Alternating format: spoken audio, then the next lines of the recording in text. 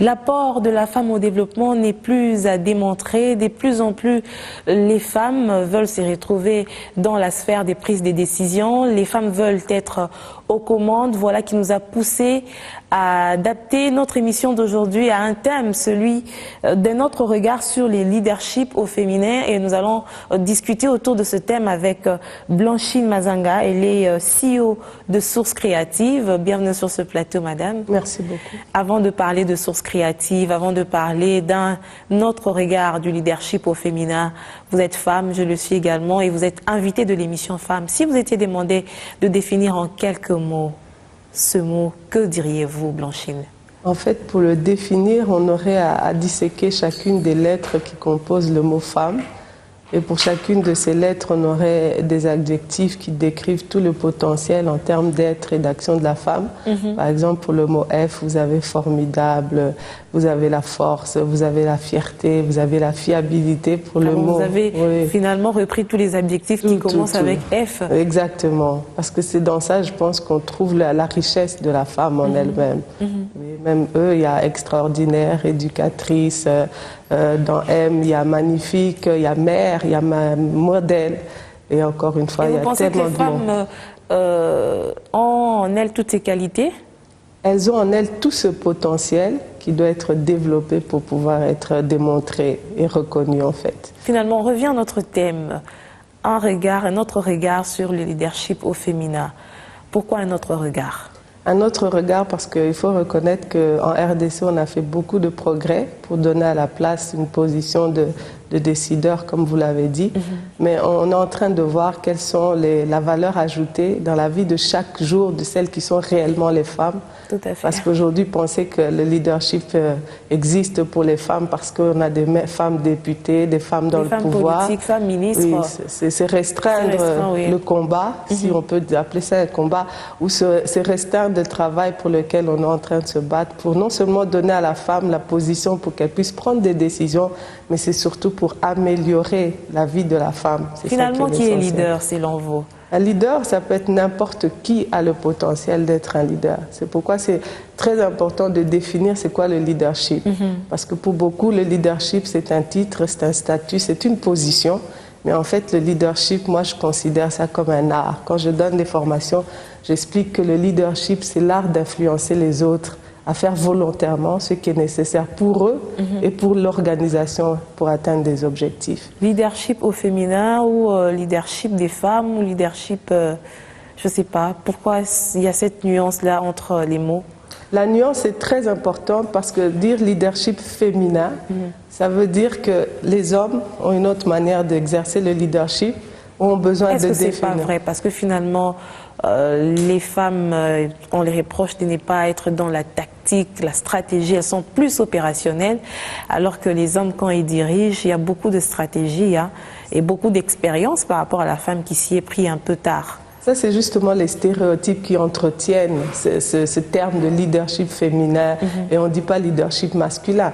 Parce que le leadership, comme j'ai dit, c'est un art d'influencer. Donc pour y arriver, il faut démontrer des compétences.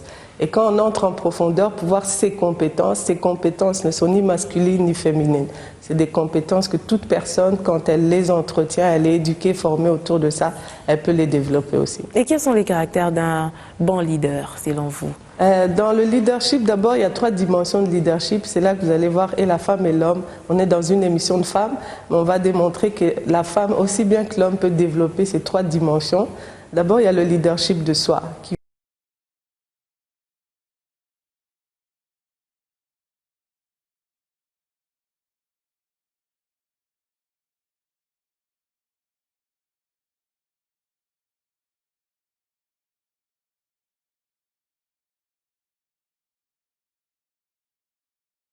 sont, de qui elles sont. Tout cet argent mis dans des actions ne pourra pas apporter le leadership de soi. C'est la même chose pour un homme. On ne peut pas vouloir devenir un député quand on n'est pas maître de soi-même. Quand on n'est pas maître de ses agissements, je ne suis pas maître des paroles, je ne suis pas maître de mes actions. Donc si j'atteins déjà la première dimension du leadership de moi-même ou de soi, je peux passer maintenant dans le leadership des autres. Tellement que j'ai un savoir-être, un savoir-vivre, je commence à influencer. C'est cette femme-là qui a eu de la connaissance, qui a pris conscience d'elle-même, et tellement qu'elle sait que femme, je suis tellement extraordinaire, tellement capable, j'aimerais que toutes les femmes autour de moi prennent conscience de ça aussi. Et là, on devient un leader des autres. Et la troisième dimension, c'est là où maintenant vous voyez la nuance entre les leaders d'environnement. Parce qu'une mère de famille, c'est une leader pour elle-même, un leader pour son foyer, mais peut-être elle ne sera jamais un député, elle n'influencera pas la RDC en tant que nation ni le monde, mais ça ne lui a pas empêché d'atteindre les deux dimensions de leadership qui sont essentielles. Alors comment pour les femmes, par exemple, elles peuvent exercer ce leadership, ce pouvoir, tout en gardant l'équilibre? Parce qu'on sait que la femme, au-delà du fait qu'elle est appelée peut-être à influencer, elle a aussi des rôles qui lui sont innés. Elle doit être mère, elle doit être épouse, elle doit être éducatrice. Comment elle peut faire avoir un pouvoir en elle et puis garder cet équilibre? C'est là qu'on dit le leadership n'est pas un pouvoir. C'est une manière d'être, c'est un art, un art que quelqu'un peut développer. Vous voyez, c'est comme si... Donc ça veut pas... En fait, on y va un peu lentement. Ça veut dire que quelqu'un peut avoir le pouvoir et n'est pas être leader. Exactement. Il y a des personnes qui sont dans des positions où elles ont la capacité d'influencer, mais elles ne l'utilisent pas. On va prendre un exemple simple d'une actrice. Elle a déjà l'audience, elle a la célébrité, mais la manière dont elle choisit de s'habiller, ou une chanteuse féminine, la manière dont elle s'habille, peut porter une mauvaise influence pour toutes les personnes. Donc, elle a un pouvoir, mais elle ne l'utilise pas de manière à influencer positivement, on peut dire. Donc, avoir le pouvoir ne veut pas dire automatiquement exercer un leadership. Au contraire, il faut être d'abord, être développé, comprendre que c'est une opportunité que j'ai d'être célèbre, c'est une opportunité que j'ai d'avoir une position dans le gouvernement, dans une entreprise, et je vais utiliser ça. Et c'est la même chose quand vous revenez à l'exemple de la mère. Elle se dit, j'ai une opportunité d'être une mère, d'être une épouse, j'ai une opportunité d'avoir des enfants. Ça ne demande pas seulement que je paye le Minerval, que je les nourrisse, mais je dois prendre le temps de m'asseoir avec mes enfants et de leur expliquer c'est quoi la vie, de leur inculquer les valeurs. Je ne laisse pas ça aux enseignements, mais moi-même en tant que mère leader, j'influence mes enfants. Ça commence par là. Et où se situe la complémentarité entre l'homme et la femme dans ce secteur ou dans ce concept plutôt de leadership? Dans le leadership, puisqu'on parle de l'influence, c'est un art pour influencer des individus volontairement. Donc lorsque l'homme et la femme, que ce soit au sein d'une entreprise ou dans le couple, lorsque l'homme est dans la société, même lorsque les hommes et les femmes se mettent ensemble, vous voyez la diversité de compétences, de talents, de manières de faire qui se retrouvent unis. Ça veut dire qu'on atteindra encore plus rapidement et plus efficacement l'objectif. Finalement, y a-t-il une différence entre le leadership, puisque vous voulez qu'on mette au féminin et le leadership au masculin? Il n'y a pas de, c'est ça, il n'y a pas de leadership féminin ni leadership masculin. C'est pourquoi vous verrez, on utilise rarement l'expression leadership masculin. Mais on a voulu les créer, leadership féminin, parce qu'on a vu que les femmes accédaient au pouvoir. Mais non, on devrait juste Donc dire... les hommes sont déjà des leaders? Non, non, non. Ni homme ni femme. C'est là on peut se dire, le leadership est inné et acquis à la fois. Donc ce n'est pas parce qu'on est un homme qu'on est directement appelé à être un bon père de famille. Parce qu'on suppose qu'un homme, quand il est né, il est encadré par son père, par la société. Il nourrit des ambitions, des objectifs. Mais nous voyons des hommes qui sont mariés, qui sont incompétents dans leur rôle de père. Irresponsables. Et on connaît tout ça. La guerre, elle est souvent aussi le fruit des hommes qui sont nourris d'ambition et de passion personnelle et qui ignorent. Mais lorsque... Un peu égoïste. Égoïste. La femme aussi peut arriver à cette étape-là. Et c'est pourquoi on dit qu'il n'y a pas de leadership au masculin ni au féminin. Mais il y a leadership pas de leadership féminin au masculin, mais au féminin. C'est-à-dire que moi, en tant que femme, maintenant que je suis dans une position de leadership, quels sont les atouts que je peux mettre en avant pour apporter une nouvelle stratégie au sein de ma compagnie, apporter une nouvelle manière de percevoir la politique dans un pays. Parce que justement, avec toute mon expérience de femme, mon historique, et c'est ça qui crée la différence. C'est vrai, vous avez parlé des 3 dimensions dans le leadership par rapport aux caractéristiques, mais j'aimerais quand même... si cette personne-là a ses atouts qui lui sont innés, comment elle peut se découvrir et les développer? C'est ce que nous faisons par exemple dans ma structure Source Créative, parce qu'il y a beaucoup d'écoles qui donnent des formations. Mais Source Créative n'est pas une école ni une institution. Nous nous rassemblons avec, j'aime appeler ça, c'est une plateforme, un lieu de rencontre où nous réfléchissons aux choses que nous avons appris à l'école, mais de les voir autrement. Donc vous pouvez avoir des compétences innées. Il y a des gens qui ont du charisme, hein, c'est en eux-mêmes. Quand ils grandissent, c'est toujours eux qui attirent l'attention. Mais ils ont besoin d'être encadrés pour qu'on les aide à utiliser ce charisme pour influencer. Il y en a qui parlent bien, malgré qu'ils n'ont pas fait une autre école de communication, mais ils s'expriment bien. Alors, ils ont besoin d'être encadrés. C'est un atout. C'est inné en eux. Mais pour que la communication devienne un outil ou un vecteur d'influence, vous avez besoin qu'on vous explique que la communication peut servir à ça, ça, ça. C'est la même chose, vous pouvez bien vous habiller, mais un styliste peut vous expliquer que votre couleur, le tailleur, tout ça, ça a un langage, vous comprenez, c'est ça la différence. Et vous-même, vous êtes leader? Moi, je suis leader, oui, je pense. Pourquoi? Je l'espère. Parce que j'ai d'abord la volonté d'influencer positivement les autres. On vous l'a dit ou non. Vous en êtes consciente de vous-même? Personne ne devient leader par sa volonté propre. C'est l'environnement qui reconnaît votre leadership. Je rigole toujours quand je donne les formations, je dis au Congo, on a cette mentalité de dire dans le quartier, je suis grand prêtre, dans l'équipe Bangonianson. Mais est-ce qu'on a recensé toutes les parcelles de votre avenue? Est-ce que tout le monde a voté que c'est vous qui êtes le grand prêtre? Est-ce que vous avez pu évaluer les capacités des autres? Et c'est pourquoi le leadership, c'est une reconnaissance des personnes sur lesquelles vous exercez un leadership. Vous pouvez être nommé CEO d'une compagnie, mais vos employés ne voient en vous aucun leadership. Mais vous êtes leader, vous percevez un salaire qui est identifié à un salaire de position de leadership, mais vous n'avez aucune influence sur la compagnie. Est-ce que quand vous observez la société congolaise, de plus en plus on a des leaders selon les différents arguments que vous avez pu soulever au cours de cette émission? Je pense qu'on a beaucoup de gens qui ont des potentiels de leaders. On a beaucoup de gens qui ont un champ ou une opportunité d'influencer. Les leaders au féminin, c'est mieux. Oui, même femmes, je parle de femmes. On a des personnes qui ont l'audience, qui ont des suiveurs, qui ont ce qu'on appelle des fanatiques, mais on ne voit pas de résultats, les actions concrètes ou l'influence même. Vous pouvez être une chanteuse célèbre et avant chaque concert, vous pouvez profiter de 10 minutes pour faire passer un message. Vous pouvez, au-delà de chanter, utiliser votre image. On le voit à l'extérieur où des actrices sont dans l'humanitaire. C'est pas passer dans les écoles et distribuer des cartables. C'est être plus engagé, montrer aux femmes qu'on peut être plus et faire plus. C'est ça qui nous manque en RDC.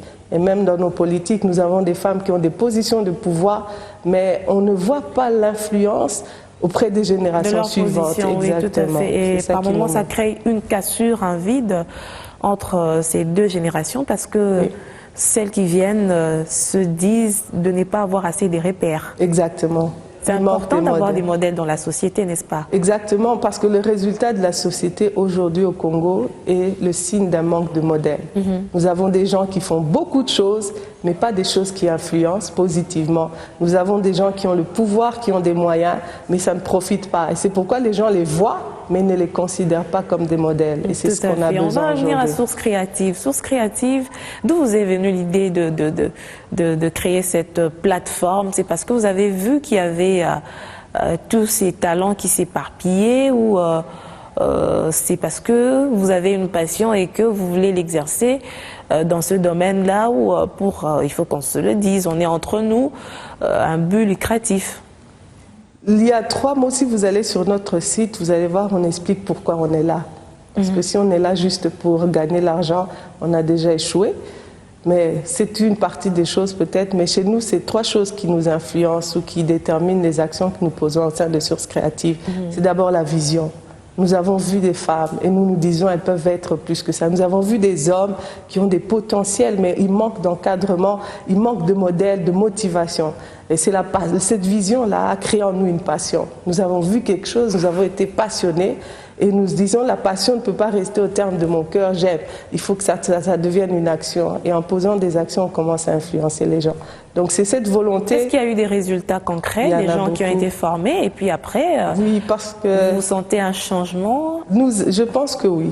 Encore une fois, ce ne serait pas à moi que vous devriez poser la question, vous devriez peut-être envoyer un questionnaire, mais c'est pour dire que nous pensons que oui, parce que nous avons des feedbacks des jeunes que nous encadrons dans des programmes de coaching professionnel, des coachings de vie, où nous voyons des jeunes qui étaient timides et qui ne faisaient rien, n'influençaient personne, qui passent dans l'étape de se découvrir, commencent à influencer leur famille, sont retenus dans des entreprises, dans des positions où normalement ils ne sont pas qualifiés, mais parce qu'ils ont fait preuve Mais de finalement, ce leadership. comment ça se passe? Vous avez un entretien avec une personne, vous découvrez ce qu'elle est, ou je ne sais pas, expliquez-nous un peu.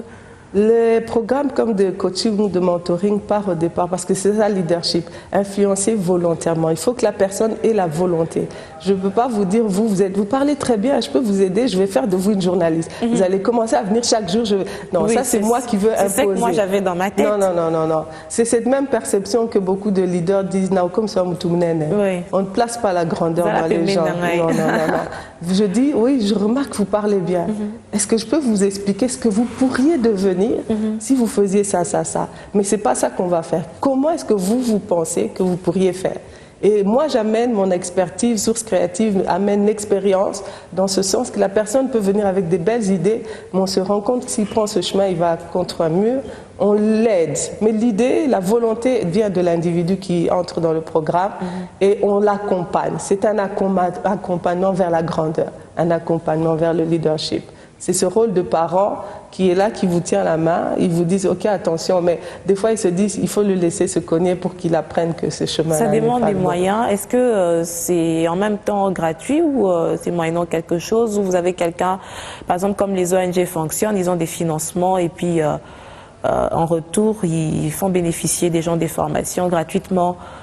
Comment Source Créative procède? Source Créative a plusieurs activités. D'autres activités qui ne sont pas du tout lucratives, comme nous allons organiser au mois de janvier plusieurs ateliers où nous allons rencontrer des jeunes femmes étudiantes et professionnelles pour leur donner notre vision d'elles-mêmes et de ce qu'elles peuvent faire. Là, c'est nous qui prenons totalement en charge. Il y a des formations que nous publions, nous annonçons un thème que nous allons donner dans une formation et les gens peuvent souscrire et s'inscrire. Donc, Source Créative ne bénéficie d'aucun financement si ce n'est nos propres fonds propres parce que, comme on a dit, tout a commencé avec une vision et la passion. Donc, quand on est passionné, on va jusqu'au bout. Ça veut dire qu'avec le peu qu'on détient entre nos mains, on peut faire quelque chose. Il suffit de s'y lancer et d'être sur la bonne voie aussi. Oui, parce que si vous considérez que vous avez tellement influencé quelqu'un qu'il a eu accès à une position, il a pu créer une entreprise qui est viable, il a pu restaurer son foyer ou vivre autrement dans ses relations, cette personne-là, vous n'aurez même pas besoin de lui demander. Et la prochaine fois, elle va dire, j'aimerais soutenir, contribuer aux activités pour que d'autres personnes aussi puissent être influencées. Alors, toujours dans le leadership, on va parler sous un autre plan. Certaines personnes vous appellent Sœur Blanchine. Vous êtes leader dans les ministères, vous avez un ministère de femmes, je ne sais pas. Pourquoi on vous appelle comme ça? Non, l'appellation, c'est juste une manière familière de dire que cette personne me connaît dans le cadre de ma confession de foi. Et c'est pourquoi il m'appelle Sœur Blanchine, Maman Blanchine. Mais je n'ai pas un ministère de femmes. Je le dis souvent, le ministère de femmes n'existe pas. Ah bon? Parce qu'on ne dira jamais à un homme qui prêche aux hommes qu'il a un ministère des hommes. Il y a le ministère, les 5 ministères sont définis dans la Bible et chacun des ministres de Dieu choisit le public, les moyens et l'environnement dans lequel il veut exercer ce leadership. Donc nous pouvons aussi bien prêcher aux femmes que prêcher aux hommes du moment que nous passons le message au travers des dons que Dieu nous a donnés. Vous avez lors de l'émission Ta Grandeur sur B1 évoqué un thème Femmes des substances. Pourquoi Femmes des substances? Parce que c'est encore ça l'élément clé du leadership au féminin. Nous ne pouvons pas faire voter des lois pour obliger les entreprises à avoir un quota de femmes. Nous ne pouvons pas voter des lois pour obliger le gouvernement à avoir un quota de femmes députées, sénateurs, si nous n'avons pas à la base expliqué à la femme qui elle est, si nous n'avons pas aidé à comprendre tout son potentiel. Je l'ai dit lors À qui d'expliquer à cette femme? Pourquoi la femme elle-même aussi ne va pas vers ceux-là qui sont considérés aujourd'hui comme des leaders? Il faut aussi qu'il y ait cette réciprocité. Il ne faut pas que tout nous soit offert comme un cadeau. Il faudrait quand même qu'on sente aussi la volonté des femmes. Si vous dites que les femmes attendent qu'on leur donne un cadeau, je pense que c'est une mauvaise lecture de tout ce qui se passe en RDC. Les gens pensent que tous les mouvements de femmes qui sont en train de faire des choses, que ce soit à Kinshasa ou à l'intérieur du pays, est le fruit d'un financement des ONG, des ambassades, ce qui est faux. Oui, on a compris les jeux aussi. Hein. Ce n'est pas totalement faux. Il y a des gens qui en ont abusé. Exactement. Mais non seulement ça, il y a des femmes qui ne fonctionnent avec rien d'autre que leur vision, leur passion et leurs moyens. et qui sont en train de changer. Il y a des mères de famille qui ont résolu de prendre le temps chaque jour pour parler à leurs filles, pour qu'elles choisissent mieux leur fiancé, pour qu'elles évitent les pièges du mariage, pour qu'elles étudient, mais pas seulement pour avoir un diplôme. Les pièges du mariage, entre guillemets, qu'est-ce que vous entendez par piège du mariage? Dans le sens qu'aujourd'hui, la notion du mariage est mieux comprise par les gens, que c'est une union de deux personnes. Sinon, on n'aurait pas des divorces, Blanchine. Mais c'est justement parce que les gens qui se marient ne comprennent pas. Les divorces sont devenus trop récurrents dans la société congolaise par rapport aux années antérieures. Oui, parce que notre génération pense que le mariage, j'ai l'argent, tu as l'argent, on s'aime, marions-nous. Finalement, quelle est la place du mariage dans la vie d'une femme? Là, ça dépend de ce que la femme a comme vision pour sa vie. C'est la même chose. Quelle est la place des enfants ou du mariage dans la vie? Il n'y a pas que des femmes qui refusent de se marier. Il y a des hommes qui ont décidé par rapport à sa carrière politique, à sa vision de la vie, aux choses qu'il veut faire, qu'il préfère ne pas se marier. Vous savez, Steve Jobs, par exemple, il ne s'est jamais marié, il n'a pas voulu avoir d'enfants parce qu'il dit « j'aimerais me concentrer sur ma vision de créer de nouvelles technologies ». C'est son choix. C'est son choix. Donc le mariage doit être un choix. Par contre, dans la société congolaise, en Afrique, quand tu ne te maries pas, on te regarde d'un mauvais œil. Quand on ne se marie pas, mais il faut que ça change. Il faut que vous et moi, on leur montre que oui, on peut se marier. Mais on peut aussi bien ne pas se marier. Ça doit être un choix personnel. Et si je me marie, je veux me marier pour bien me marier et pour donner envie à d'autres personnes de se marier. Nous n'aimerions pas nous marier pour que 6 mois après, je sois une statistique que vous allez nommer dans votre émission, que beaucoup de gens, 30-40% des jeunes, aujourd'hui, les communes vous le diront. Il y a beaucoup de divorces dans notre génération. Les gens se marient, après 6 mois, c'est terminé. Parce qu'encore une fois, il y a quelqu'un qui me faisait rire et dit non mais cette génération, il y a beaucoup d'intellectuels, des femmes intellectuelles qui réfléchissent maintenant beaucoup et ça fait à ce que moindre pépin, moindre problème, elles se détractent, elles se retirent. C'est ça que je vous ai dit, le leadership n'est pas un pouvoir. Maintenant que je suis femme, que je gagne mon salaire, j'ai le pouvoir de décider quand je pars ou quand je reste. Oui, mais on l'a remarqué. Hein. Voilà. Mais les gens confondent justement ce leadership au pouvoir. C'est de comprendre en tant que femme, quand je m'associe à quelqu'un, l'homme comprend la même chose. Quand je m'associe à un homme, je me marie pour le meilleur et le pire. Le mariage, ce n'est pas la vie en rose, même si nous avons tous des merveilleux salaires, que nous avons des moyens. Mais c'est une association de 2 personnes qui doivent apprendre à se connaître, qui doivent affronter la vie ensemble. C'est déjà difficile vous-même prendre des décisions pour votre vie, hein, vous le savez. Maintenant, quand vous devez les prendre à 2, ça devient encore plus compliqué. Donc, il doit avoir cette volonté de sacrifice, cette volonté de compromis de la femme et de l'homme. Et quand vous vous retrouvez ensemble, ayant compris que le mariage, ce n'est pas un gâteau, ce n'est pas un cadeau, mais c'est du travail et on va y aller ensemble. C'est comme dans nos entreprises. Vous avez autant de conflits qu'il y a dans les foyers, il y en a dans nos sociétés. Hein? Tout à fait. Mais les gens ne démissionnent pas. Pourquoi aussi facilement qu'ils ne divorcent? Vous voyez, c'est la question que l'on se pose. L'objectif n'est pas compris pour beaucoup de personnes. On va me dire, je parle en tant que qui, je ne suis pas mariée, mais juste au fait d'encadrer, de suivre beaucoup de couples. J'allais vous poser aussi la même question. Hein. De quelle expérience avez-vous tiré toutes ces leçons? Vous savez, il y a beaucoup de choses quand vous apprenez à écouter les gens, à échanger avec les gens et à essayer. Quand ceux qui ont fait l'erreur vous expliquent, après avoir pris le temps de comprendre pourquoi ils ont échoué, ils sont honnêtes avec eux-mêmes. Ils disent que si j'avais compris ça, je n'aurais pas divorcé. Si j'avais fait ça, mon mari ne m'aurait pas rejeté. Ou des hommes qui vous disent, si j'avais compris ça, j'aurais été plus patient avec ma femme et on serait toujours ensemble. Et c'est en comprenant ces choses-là qu'on peut dire aux gens qui se marient, trouvez des gens qui peuvent vous encadrer et vous faire comprendre, avant de vous faire passer la bague au doigt, que le mariage, c'est bien plus que tu es belle, tu es beau, je t'aime, on s'aime, marions-nous, Dieu veut. Il y a beaucoup de choses. C'est la vie ensemble. C'est la vie ensemble, vous l'avez dit, Blanchine Mazanga. Vous êtes CEO de Source Créative, je le rappelle, c'est une plateforme de coaching, comme vous l'avez dit tout à l'heure au cours de cette émission. Le coaching, c'est bien. Tout ce que vous faites, c'est bien. La société congolaise a aujourd'hui besoin des femmes comme vous. Est-ce que vous pensez que cet élan-là, des jeunes femmes ont compris qu'elles ont quand même un rôle à jouer au sein de la société? Elles sont en train de s'y mettre aussi?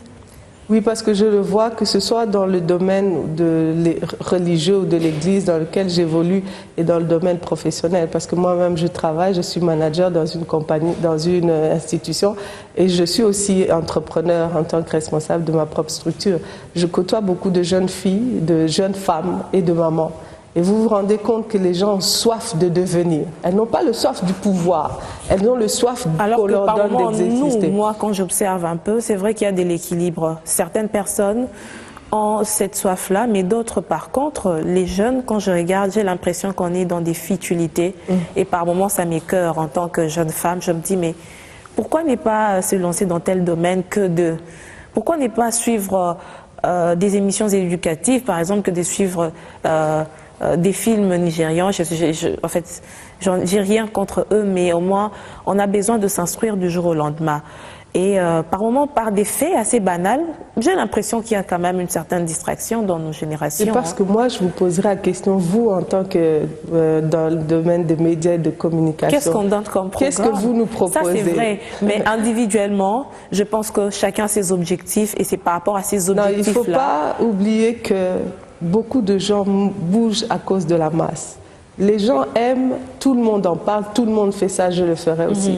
C'est pourquoi la vulgarisation et la sensibilisation sont des éléments clés. Plus nous allons donner aux femmes la compréhension de ce qu'elles sont, plus l'État va développer d'autres manières, un autre regard sur le leadership au féminin, donner plus de potentiel. Vous voyez, vous pouvez amener des femmes députées, mais dans ce pays, il y en a combien ? Mais les 3/4 de ces jeunes filles qui passent leur temps devant des films nigérians, sa mère peut-être n'a pas étudié, n'a pas le temps pendant qu'elle regarde de dire mais pourquoi tu suis ça? Donc ce sont ces femmes qui vendent du pain, du beignets. En amont, il y a eu beaucoup de problèmes. C'est cette base-là qu'on ne touche pas parce que ce sont ces mamans qui vendent de la chikwang, des beignets, qui payent les études à leurs filles. Donc si elles ne font pas comprendre que ce que je fais, c'est parce que j'ai décidé de me lever, de ne pas croiser les bras. Donc la meilleure manière que toi tu as de me dire merci, c'est de ne pas aller à l'université pour avoir des points en couchant avec un professeur. Vous voyez, c'est ce genre d'échange-là. Et c'est pourquoi nous ne voulons pas donner des formations seulement aux femmes intellectuelles, mais nous voulons toucher aussi des femmes à la base, qui sont intelligentes, mais qui n'ont pas de diplôme. Parce qu'on pense qu'être intellectuel, c'est avoir des diplômes seulement. Il y a des femmes très intelligentes, mais elles n'ont pas de diplôme. Alors, en quelques mots, nous allons conclure l'émission. Un autre regard du leadership au féminin, c'était ça le thème. Si vous êtes demandé des résumés, des conclure, que diriez-vous? On va dire aux femmes de croire que comme toute personne, vous avez des compétences, des qualités innées en vous et que comme toute autre personne, vous ne pouvez pas y arriver seule. Vous avez besoin d'être accompagné, vous avez besoin de trouver des modèles, des gens que vous allez approcher. Cette initiative personnelle de chercher des gens qui peuvent vous aider à devenir plus forte, meilleure encore, plus excellente dans tout ce que vous faites et dans ce que vous êtes. C'est ça le leadership. Et arriver à ce moment de potentiel où vous vous êtes développé, on vous demande d'aller de l'avant, postuler dans des postes, demander des promotions, faites des campagnes politiques, travaillez dans des ONG, soyez mère potentielle, femme de substance dans votre foyer. Refusez d'être une mère qui ne fait que nourrir, habiller ses enfants. Je te nourris, je te vêtis, mais je m'assieds avec toi et je t'apprends aussi la vie.